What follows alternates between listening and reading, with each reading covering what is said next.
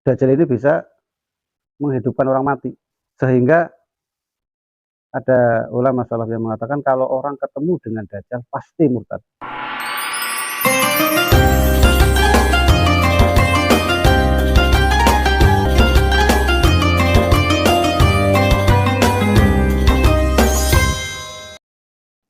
Bismillahirrahmanirrahim. Assalamualaikum warahmatullahi wabarakatuh. Innal hamdalillah nahmaduhu wa nasta'inuhu wa nastaghfiruh wa na'udzu billahi min shururi anfusina wa min sayyiati a'malina may yahdihillahu fala mudilla lahu wa man yudlil fala hadiya lahu.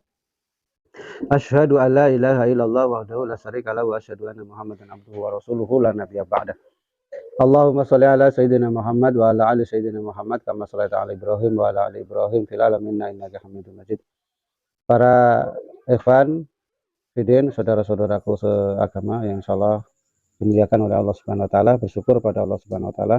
Pagi menjelang siang hari ini kita bisa mengawali dengan kegiatan yang baik yaitu tadarus Quran. Mudah-mudahan ini menarik energi-energi positif yang ada di sekeliling kita sehingga kita bisa memaksimalkan ibadah pada hari ini dengan niat hari ini lebih baik daripada hari kemarin, karena itu adalah ciri-ciri orang yang beruntung.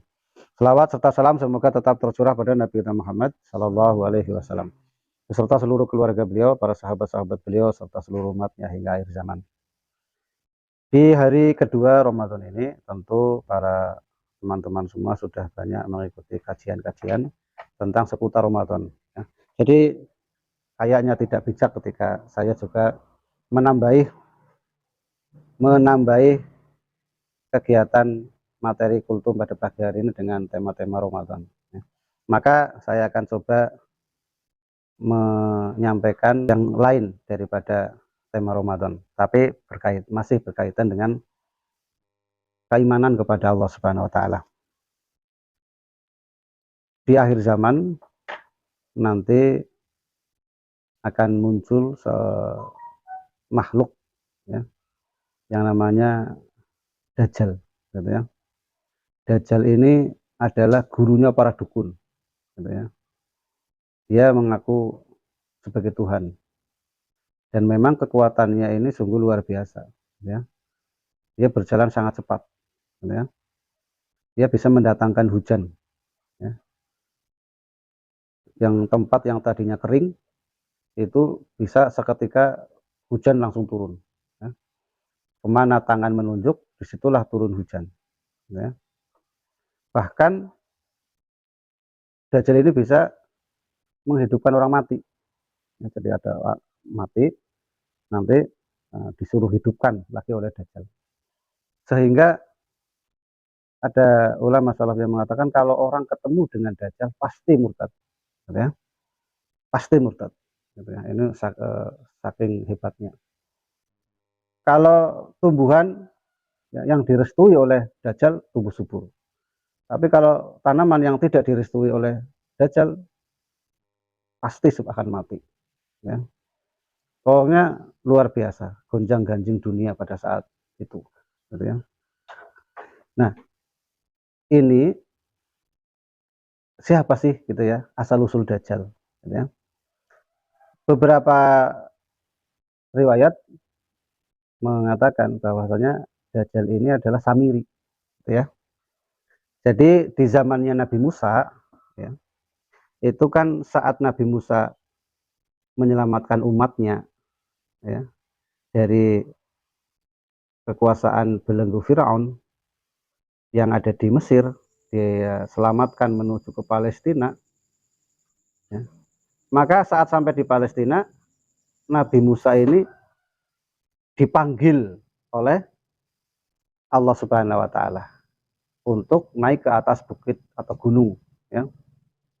Terus di sana mau menerima wahyu firman Allah yaitu Taurat gitu ya.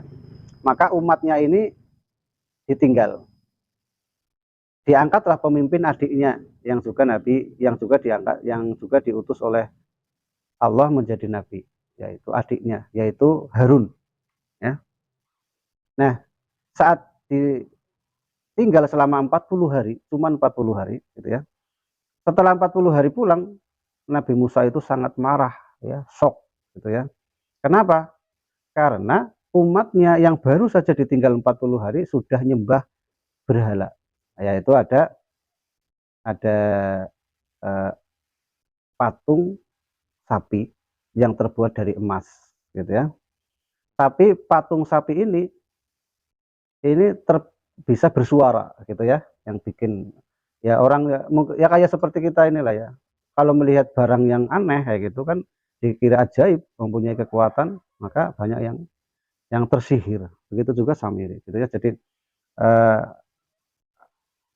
patung sapi yang dibikin oleh Samiri ini, gitu ya. Ini kalau ditiup gitu ya, dari belakang ada lubangnya gitu. Kalau ditiup itu nanti bersuara, gitu ya. Terus kalau ada angin itu pun bersuara. Jadi walaupun patung tapi seperti mempunyai beberapa kelebihan. Jadi banyak yang terkecoh.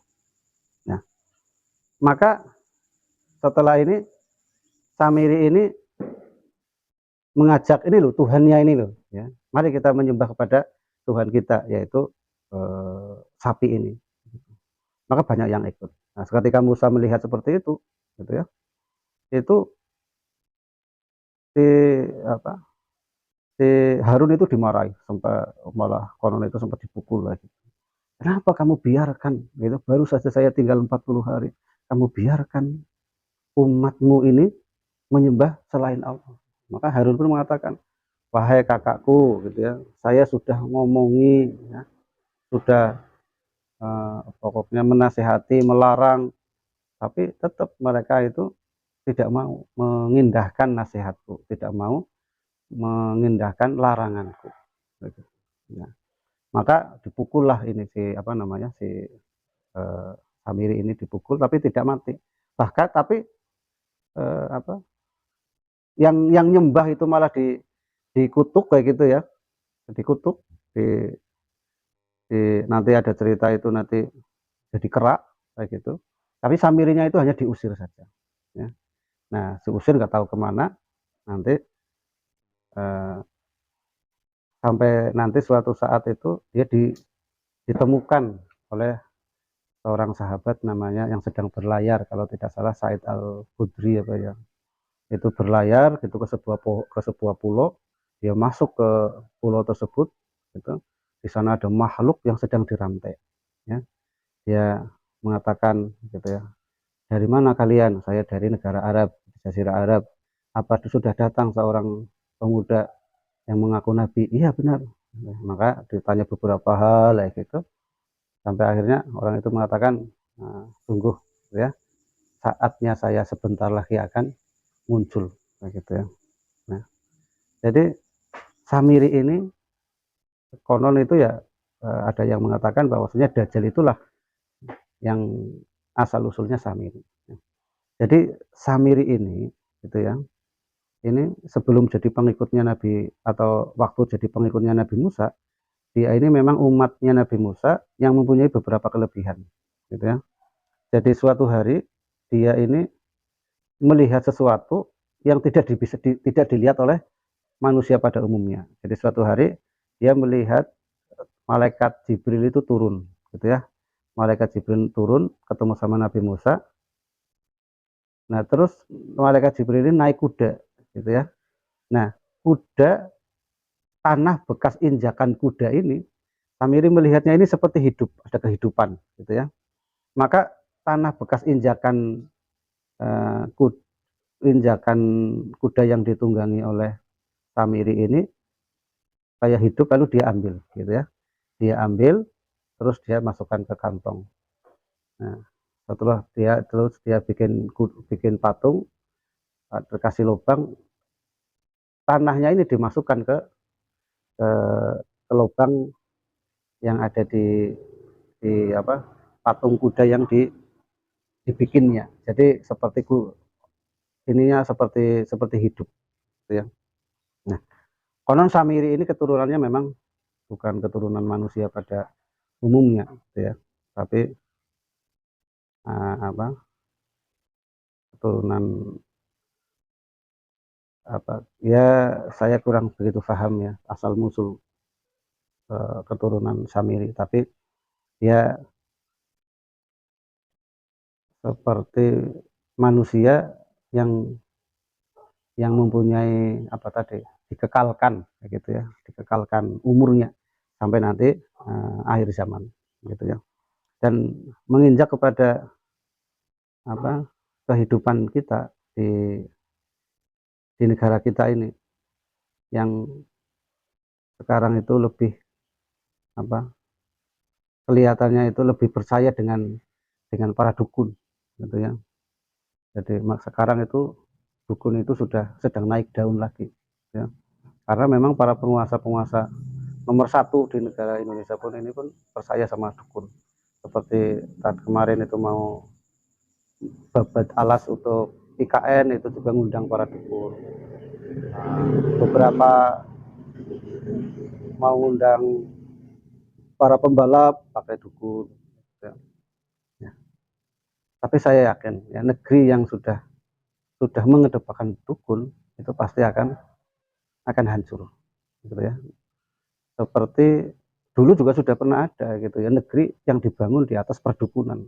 Kisahnya yang sudah sering pernah saya sampaikan, yaitu Ashabul Ukhdud gitu ya, yang surat Al-Buruj ya. Jadi surat Al-Buruj itu kan ada negeri yang dipimpin oleh seorang raja, yang raja itu percaya sama dukun. Nah, akhirnya datanglah seorang pemuda yang mengajarkan kepada ketauhidan kepada Allah Subhanahu wa taala. Pemuda tersebut akhirnya ketahuan lalu dihukum, tapi tidak bisa mati kecuali dengan mengucapkan memanah. Sebelum memanah diucapkan Bismillahi Rabbihulam gitu ya, dengan nama Allah Robnya sang pemuda gitu. Tapi dengan begitu akhirnya malah penduduk ini sadar, beriman kepada Tuhannya sang pemuda ya. Akhirnya si pemuda mati, dan yang tadi beriman juga dihukum, dibikin parit terus dinyalakan api. Setiap orang ditanya mau kafir, murtad, atau tetap beragama dengan agamanya pemuda tadi. Mereka semuanya itu rata-rata mau untuk tidak mau murtad, tapi memilih dibakar hidup-hidup gitu ya. Tapi skenario itu Allah kan maha kuasa gitu ya. Ada 2 orang yang selamat dari rakyat itu ya, mereka lari ke negara Najasyi, minta bantuan Raja Najasyi, sehingga diutuslah pasukan untuk menyerang kerajaan yang berdasarkan perdukunan tadi. Akhirnya mereka hancur, dan ini waktu zamannya Nabi Isa gitu. Maka salah satu rakyatnya itu, salah satu tentaranya itu ada yang namanya Abraha. Nanti Abraha menggulingkan raja yang diangkat oleh Raja Najasyi untuk berkuasa di negara tersebut. Kalau tidak salah negara kerajaan Najron ini ya. Itu akhirnya dia berkuasa, akhirnya dia bikin yang menyaingi Ka'bah gitu ya.